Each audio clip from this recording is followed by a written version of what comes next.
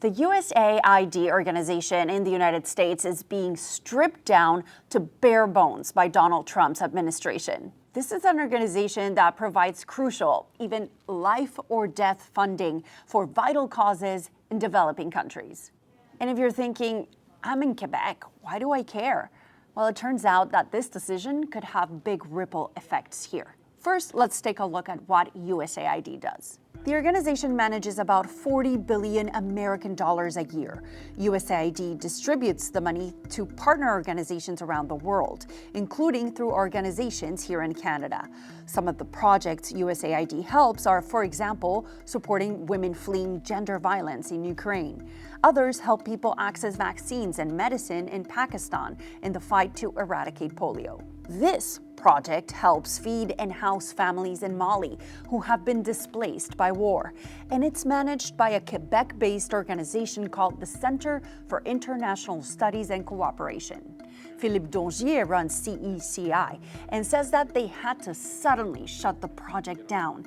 It was funded to the tune of $3 million by USAID. It's incredibly painful. Basically, the whole program is delivered by local people in Mali. Some is our staff, others are other organizations, and they interact directly with the families, and it's incredibly difficult. So, they are scrambling right now.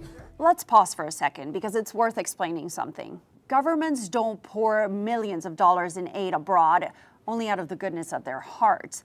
They're doing it as a political move to gain something that is called soft power. When you help stabilize the Sahel, for example, or a country like Haiti where there's a lot of instability, well, you help prevent, extreme violent acts of terrorism.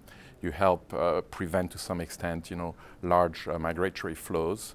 And also you keep a sort of good relations with countries that are essential for your influence. Funding health projects abroad also contributes to keeping infectious diseases from spreading around the world by providing vaccines and care, such as medicines for HIV/AIDS. Without that care, millions of people could die, creating instability abroad. I feel terrible, but I feel very en colère.